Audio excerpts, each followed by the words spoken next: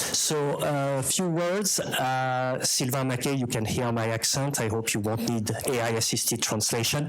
That should be okay. I was born and raised in France, and I've been in the US for quite a while. And at EY, we don't do only finance. We also work for CMOs, and what we do usually around AI is we help with everything around AI. You heard a lot about human, and we help you make the most of it, embed that in your organization, train the people. So we're going to talk together with Danny here about AI in the context of social media insight specifically, and I know you all want a raise your hand question, right? So we're going to do one. How many of you or your organization, out of curiosity, are already using AI for social media insight to generate, more accurate competitive insight about the customer, new trends? Any of you already? Yeah, 1, 2, 3, 4. Yeah, okay, good. So we have the right person here together with us. I will let you introduce yourself, Danny. You obviously have a very broad role in a very large global organization with a lot of brands, iconic brands. So tell us more about, your role and what you do at Haleon. Yeah, sounds great. Thanks so much, Sylvain, and thank you, Microsoft, for hosting us. It's great to be back with the Brand Innovators community. My name is Danny Gardner with the company Haleon. We're the big CPG behind Advil, Sensodyne toothpaste, Tums, Robitussin, Emergency, and about 20 other household names that I won't bother listing off. But we're kind of beloved by people across the world in 100 plus markets, 7 major CPG categories. I'm the head of social listening, insights, analytics, measurement, owned and earned media. My role kind of does a little bit of everything. It's as much a marketing role as it is an insights role, as much as it is a big data role. So I get to wear a lot of different hats. I've been with the company about 6 years, and really kind of live on the digital front lines for our company. So I'm no stranger to natural language processing, Gen AI, text analytics, voice of customer, and really just kind of being the a force for change in our company when we think about being a social-first, social-led brand, which is an increasingly important part of the marketing mix today, both paid and organic. And now influencer is an extension of organic. And so I'm the guy that's the kind of data and kind of analytical power behind that for our brands. Fascinating space to learn. I'm a stranger to kind of more the influencer world myself, but it's kind of a new path where we're kind of a trail we're blazing. So many of your companies are too. So it's a really kind of fascinating thing, and look forward to sharing some insight into how we use AI. And if you're interested in social listening, I write about it all the time on LinkedIn. If you want to follow me, all that stuff for free. So sounds good. So first question, you mentioned social media insight. Obviously, there's a lot of things you can do, right? You can do competitive intelligence. You can look at emerging trends. Did you receive a direction from your leadership to say, hey, Danny, the priority for you, the main objective to avoid boiling the ocean, what is your mandate here? Yeah. So, at my core, we perform about 9 to 10 major enterprise use cases, everything from competitive analysis, brand health, behavioral analysis, right? A lot of the time, it's pretty much people saying I have a headache and Advil cures me, or Excedrin is the GOAT, right? Or some iteration of that. And it's constant, right? Between our brands, we generate probably anywhere from 3,000 to 4,000 mentions a day. That's a lot, right? If I gave any of you those mentions to read, you couldn't read them in a day. I'm a very slow reader, so I definitely couldn't do that in a day. So that's where we've introduced the power of text analytics and AI. Most of the data created in social media is noise. That's kind of like fundamental data 101. I think that's not just applicable to social, but recognizing where the noise is and where the actionability is very, very difficult for us, especially in social media. Think about all the noise that you see between ads, spam, self-promotion. Look at any social media site that you're on. It's even harder for us as an advertiser. At our core, it's data mining, right? When any of you go talk about any topic on social media, there's some brand out there or a software company that's collecting that data or trying to collect that data. Publicly, of course. Anything that's private, just know no one can kind of listen to you guys. And that's especially true on Meta. So that's kind of been my challenge. It's like there's a lot of data. I'm on all 28 of our brands, including our new one, Eroxon, for erectile dysfunction, which is kind of the new sexual health vertical we're moving into as a company, which is very exciting. Just again, as a brand new company that spun off from a bigger one. So AI really, at its core, helps me do my job, right? To be able to be, in many ways, in the spirit of Microsoft, a co-pilot, right? Someone that's kind of there for me as a very, very scrappy team, of only 2 or 3 people, just with contracted help, and it's just historically we're really small, scrappy teams. With the power of AI, I can personally do the work of 5 or 6 people, and it's really incredible what we're able to do, kind of, and just inherently be able to scale this technology and this type of research, right, and this type of data across the enterprise. Again, everything from behavioral shifts to trend spotting. It's really, really difficult work. So most of my work kind of focuses day to day on generating consumer insight, human insight, right? People's attitudes change every single week, right? It's impossible, right? We think about all the brands we compete against. Next time you go to CVS, walk down your vitamin aisle, right? There's a lot of brands we compete. That's just for Centrum. We own Sensodyne toothpaste. Go walk down the toothpaste aisle, right? So every brand is kind of marketing these differently, right? And everyone has different brand perceptions and, right, reasons people love the brands, right? And what's great about social media is that it's all unsolicited. It's probably the most unbiased environment you can create. And in real time, it's never really been easier to collect this data. And so that's where we kind of recognize about 6 or 7 years ago as a company, we can in-house this. We can operate as a really scrappy team, build the capability, enterprise cases, buy-in. We have a lot more budget than we used to, which is always great. And it's fun, and it's very consumer-led, consumer-focused. And over the last, whatever it's been, 6 or 7 years, I've seen so many other large enterprises just like us start to hire people like me. And so I started to not feel so alone, because the challenge has always been the same, even today. Right, is how do we get the consumer insight faster, deeper insight, right? Create some kind of feedback loop, and then turn that into really what the rest of the commercial business uses. Everything from our messaging, comms, R&D, mergers and acquisitions I've worked on, which is pretty fascinating stuff I can't talk much about, but where we've been able to position this data was only possible because of really advanced analytics, building trust in data, right? Educating people who aren't necessarily data people, right? And democratizing insights. Those are still the goals today. AI makes, our goals and our target and our ceiling even higher, because we're able to kind of amplify all the stuff that we've already scaled. So that's kind of my job in a nutshell. So anytime you guys post about our brands, I'm the guy that goes out and collects all of it. If any of you talk badly about our brands, I collect that too. And it's, if you ever have any complaints, maybe go see someone else. If you have nothing but praise, you come to me. And so, that's kind of the core of my job. And so that's like the listening side. And then also there's the owned analytics, which is all organic social, all the stuff from Meta Business Suite and TikTok and all that stuff we kind of compile. And that's a larger part of where my role has moved into more of a marketing role than an insights role. And so we're looking to apply AI in that world too. There's a lot of data, a lot of kind of cross variables and kind of cross tabulations we can do, right? How do we figure out if our stuff's performing well? It's not as easy as you think. And most people are spread so thin, their social media marketers are responsible for the production, the content, the briefing. I only do one area of this, and that's just the analytics. So we're getting smarter about how we basically allocate time and resources and capital. And we've had a lot of success driving that, really just enterprise-wide. We really are the blueprint in the United States for other markets to do this in our company. So we're extremely proud of that. Again, all underlined by AI and the advancements we see that powers it in the world of analytics. So you talked about the incredible source of information, obviously, and unbiased, as you say. Yeah. Is there the flip side of that? Is that, especially in your industry, corporate reputation matters a lot, right? Your drugs are OTC, most of them, yep. But still, you're in an industry where it's very sensitive, obviously, drugs. So can you tell us a bit about here, how do you manage, potentially monitor everything that is, corporate reputation or risk related? Yeah, so that's more of this is where I collaborate with our corporate affairs team, really folks that are more experts in PR and comms. Wonderful counterparts we have. We have a wonderful team at Coin PR and Edelman that kind of work on this with me.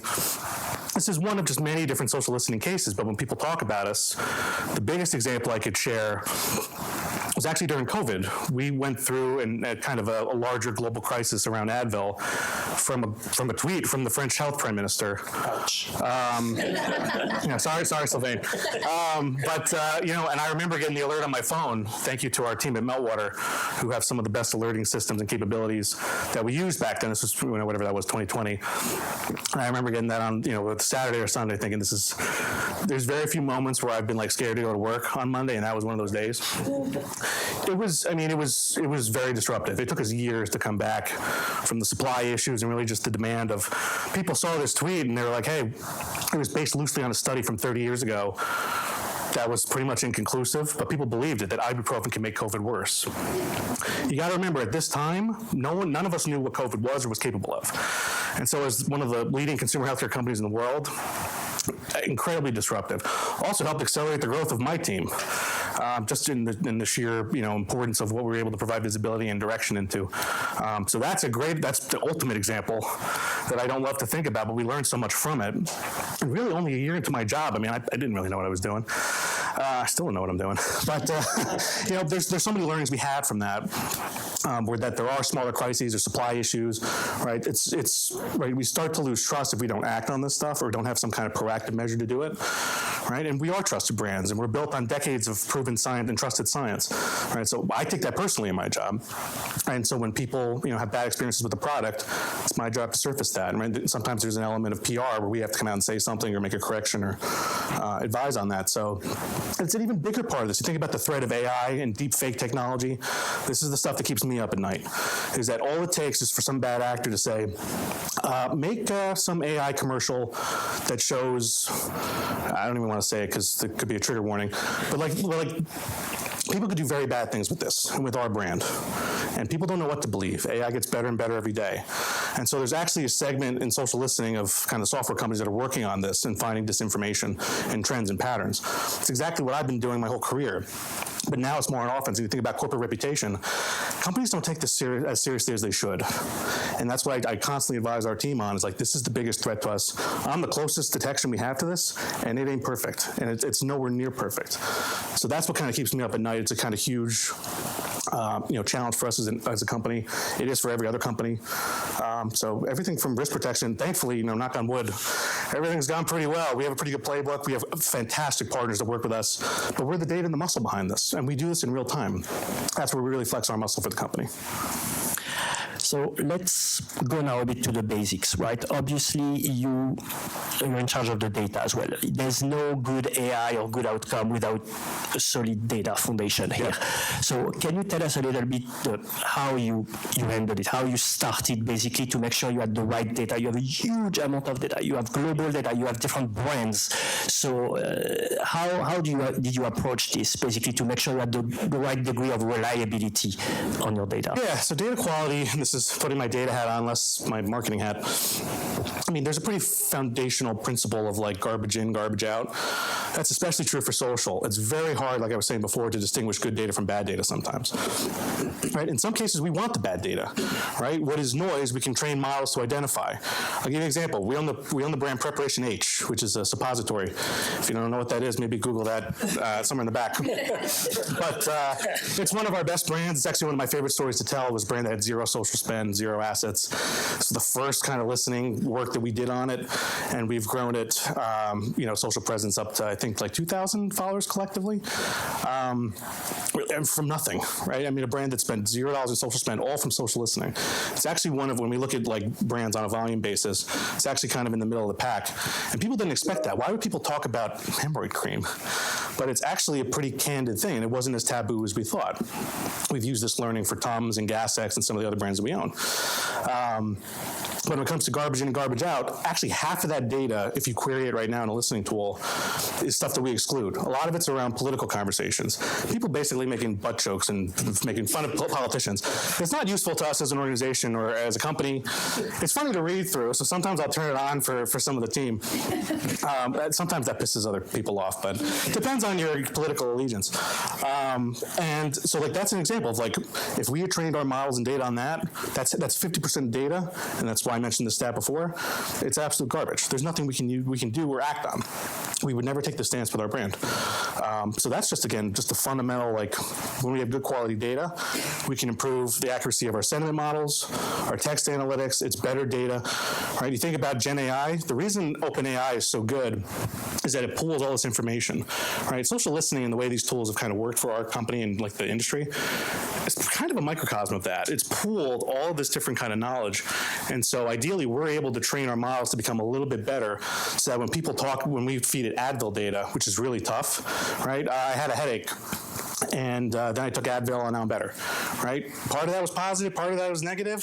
it's unclear. The models have a hard time distinguishing that too. Go ask ChatGPT. It'll probably give you a mixed answer, right? And like that's kind of what I think has become more mainstream today. Now people appreciate how difficult social listening kind of practice has had to struggle with. But that's just a testament to like where we can use it to improve data in our modeling. We have a great team of data scientists. I'm a self-taught one, so I'm not as good as our data scientists. But like that's where we're kind of combining efforts, because again, it's fundamentally it's a data problem. So we've had bad data for a long time. How do we benchmark and harvest it? It's really difficult to do, right? Some of these data sets are on a rolling basis. There's all these kind of nuances to collecting the data and harvesting it. And that was historically a challenge for us. It's been a huge challenge for our competitors, which I guess is good for us. But it's difficult. It's more analytical, I think, than people realize. And so when we got into the data and realized, all right, we have to create some kind of system around this, and we planted that seed years ago, and now we have great quality data. You can't buy this data. It's not like IRI or Nielsen, right? You have to go out and you have to have the skill to go collect it. So you're basically putting your social listening person against the next person's in terms of skill. And I see that at such an in-depth level as the guy who did this for such a long time. But going back to your point, I mean, if you don't have people that are always on in this data, you're going to have garbage data, right? And your training efforts are going to be half of what they could be, or carry half the potential. So we made a lot of early bets, and we were right on them. But I didn't know then what I knew now. So hopefully, some useful advice to any of you that work with your social media teams. Such a powerful tool in the marketing team today. So once you have the data, I'm sure a lot of people in the audience are wondering, where do you start, right? You have a lot of brands. You talked about 8 to 9 use cases. Yeah.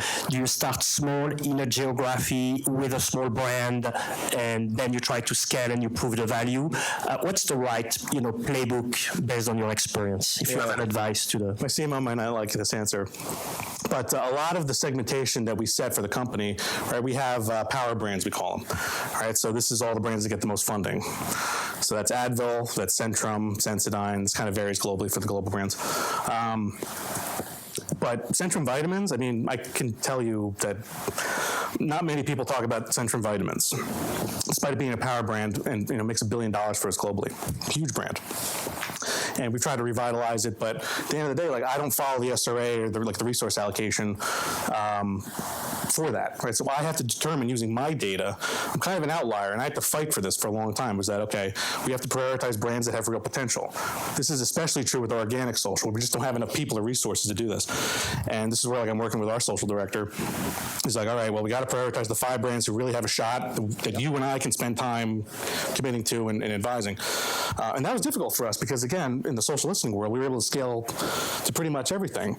And that's what I think is a great universal learning as a portfolio company. What worked for Advil, fundamentally, it was the same thing for Voltaren and for Sensodyne. It's for all the brands, right? The way you do this, fundamentally, it's the same technology, it's the same business application, it's the same kind of repetitive skill. So we've built automations around this too, right? So it's easy to, if I wanted to run something on Burger King, I could whip that up in about 10 seconds. Right, and like the tools do a good job of helping you do this too. So when I start with a brand like Eroxon, which is brand new, right? There's no historical mentions, right? Because it's a brand new brand, at least for us here in the States. And so what I do is basically there's a routine, there's a system of quality assurance, right? Data integrity, stuff that's really easy to overlook. It's not the flashiest part of my job, right? There's a lot of admin that comes with my job that I won't bore you with, but that is just fundamental, even to this day, as someone who now doesn't have time to do half the things I used to do. That's still the most important, because that's how I built trust with the 300 people that are stakeholders of mine, was focusing on the little things. And I think that's something that a lot of you can appreciate, right? Just the nuances of your jobs, right? It's like when you do a lot of things really well and you do it well for many years, right? It's easy to, if I want to add Burger King, not that we're planning any collabs with Burger King, not to tease that, but that's something that we could do, right? So it's everything from, like right now, what we're dealing with is in light of the tariffs that are going on in the country and with Canada, we do business in Canada, right? And there's kind of this kind of patriotism that we're seeing bubble up in social, right? Buy U.S. and boycott, Canada. This is very difficult for us internally as an as a national company, as an international company. And so that's where I'm like, I remember the head of corporate affairs coming to me, and I was like, I don't really know how to start. I told my boss this. I'm like, we've never done anything like this. In my lifetime, in the lifetime of social media, no one's ever really cared about tariffs. At least not in our market, and at least not the people I know. And so I was like, this is the first time in a long time I was stumped. And again, I went back to the basics, right? It's like, how did we build this team, right? How did we build our assets? How did we build the blueprint? So I went back to it. I'm not always good at taking my own advice, but in that case, I did.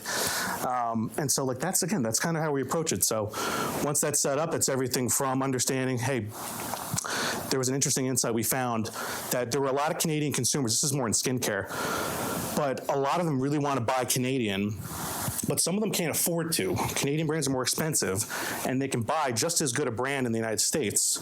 And again, this was maybe like 3 or 4 people of the sample that I took, but samples are always representative of larger offline populations, and we know that.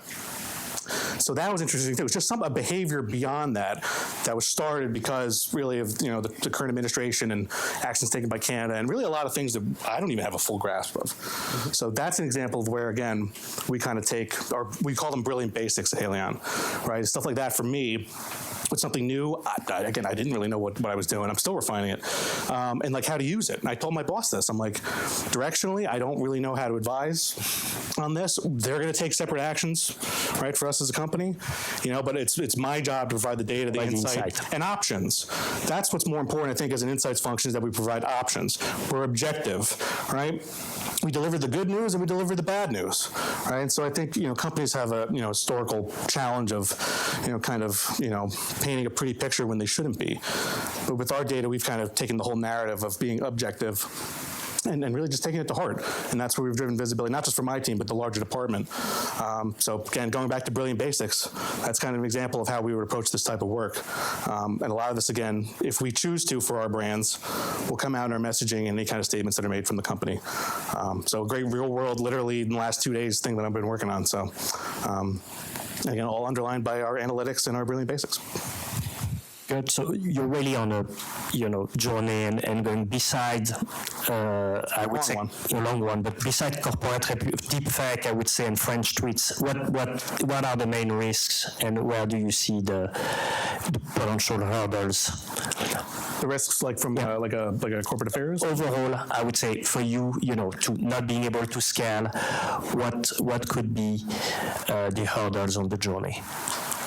Yeah, well, there's a lot of risk to insight in general, right? Because it's like we try to, as a big company, our challenge is that we market to a lot of different people, right? The Advil customer is pretty diverse, right? Everyone kind of gets a headache.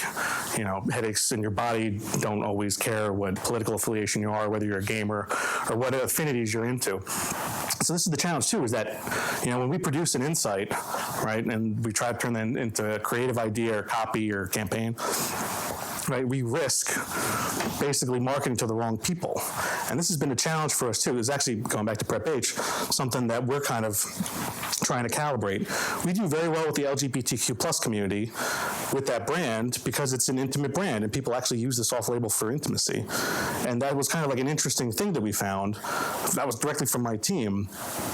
And so part of what we've done with our agency is that we kind of went all in on this bucket, but now we're starting to see, under new leadership, the split can't be 80% like LGBTQ plus focus, and this is where I have debates with the team, because I'm like, this worked, right? And the results show in our data as the measurement guy, right? It's hard to argue. But we were trying to diversify into other butt moments and moments of discomfort, and so like the mix is going to change and the channel mix is going to change, right? Our audience on Instagram is a little bit different than TikTok and a little bit different than Meta or Facebook. So what learning we had, this is the challenge for me, right? It's like what we have on one brand, we want to continue to do, but that's where we're kind of debating this internally with the content marketers. It's like they want to kind of diversify, and I'm for this too, but sometimes our social listening conflicts what they want to do, or it's data that's not there. I'm trying to think of an example. We're actually having conversations this week. Not a but one, please. Yeah, but when you go back to risk, that's basically anytime we post anything online, there's some degree of inherent risk, right? I'll give you an example, especially relevant been in this world of rolling back DEI initiatives. So Advil we do equity work, which is basically all our DEI programs. And so we did one with Advil, which was basically around the unseen pain of Black Americans, whose pain go undiagnosed and are untreated. And so we partnered with Morehouse College, which is a historically Black college, had doctors and interviews. It was really a wonderful campaign. We've had the social listening insight for years, and it just kind of struggled to activate on it because we didn't really know how. And our CMO has been a fantastic kind of champion of this over the brand managers and Advil. We got a lot of blowback for it. Basically, all the people that tried to cancel Anheuser-Busch and kind of that kind of faction of the internet, they didn't like it. And it was, what's the account called on Twitter? It's like N Wokeness. We were like their top, they post a lot, but we were like their top 50th like tweet in terms of engagement. At one point, I remember watching that rise low. I'm like, this is not good. It underperformed. And so like it was discouraging for us as a team too. So when you go back and talk about risk, right, sometimes taking a stance and making statements, they carry inherent risk too. But I made sure I went back to our team and I'm like, we're not gonna make the same mistake Anheuser-Busch did, no disrespect to them. But I'm like, their biggest mistake was that they walked back on it. And then they pissed off all the people that they did. They actually were a long-time supporter of the LGBT. Everybody is pissed at it. So we didn't. I told the team, we're not making this mistake because who's gonna see it first on social media? Me. So like that's where, and like there was credibility to that too. And I felt so great in that meeting being able to stick up for this community that's been in our insight for years. And I told the brand manager, I'm like, this is exactly why we did this. You know, and so I'm like, despite everything that everyone reads in equity and DEI, it's great for business. It's been great for us. We kind of stand by that. I'm proud to have. So that was again another example of risk. Sometimes it doesn't go right. Right. So I think, you know, just universal learning, there's inherent risk to anything that goes out, not just in social, display, search, really any of your advertising, TV, right? We've gotten, there's risk associated with Flonase. We've had some campaigns, if any of you seen a Flonase commercial, we have this big angry pollen monster, which we don't run anymore. And the feedback we got in social listening was that it's too scary and it's loud. And I'm like, I know the brand manager really well. And I hadn't seen it right away until I saw it in our data. And I watched it, I was like, this is kind of scary. And so I went back to the manager, I'm like, you know, it's not resonating, you know, and you know, regardless of your metrics, just know that there's a small kind of subset of our Flonase audience that doesn't like this, you know, for whatever reason. And it doesn't really matter what reason, it's my job to report it. So that was also interesting. Maybe less of a risk kind of profile there than some of the DEI stuff. So and a lot of this is calculated too. We have a PR team and comp team, so a lot of people put a lot of thought into this. But I'm the guy that usually has the results and kind of confirms like, hey, this was a risky play. It paid off, didn't pay off. It could have paid off better. So that's a great question around risk and how you kind of define it. I know every company kind of has a different definition, but in my role, that's kind of how we define it in Insights and Analytics. Great, thank you. We're doing good on time? Or do we have no time for questions? Everybody is hungry? Okay. Yeah. Yeah. Okay. Open it up to questions. This one at the back. Yep. Yeah, good. How fast?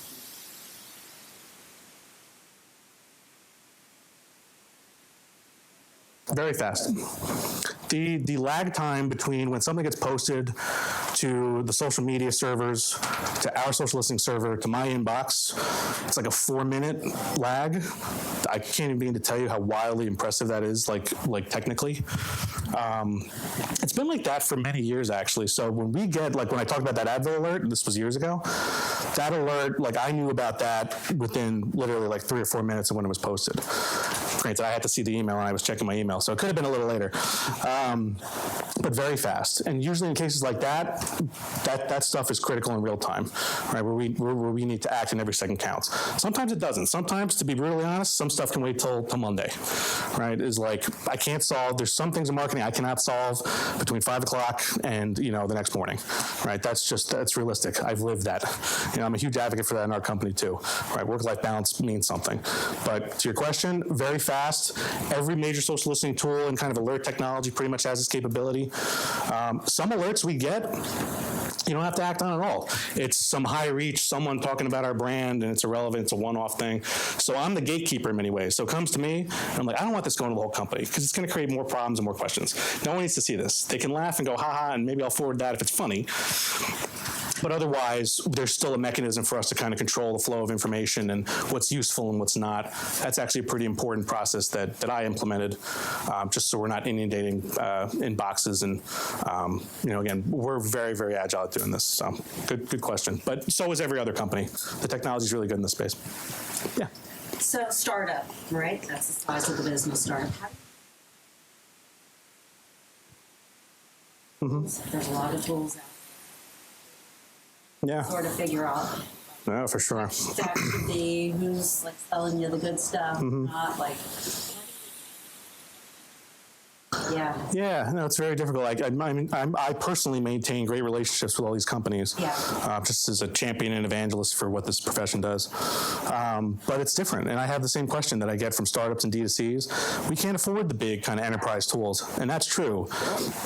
Believe me, I'm the guy behind the scenes that's advocating for that, because you're basically crowding out a pretty large size of the market who have the skill, the interest, and the demand, or the clients that want to do this.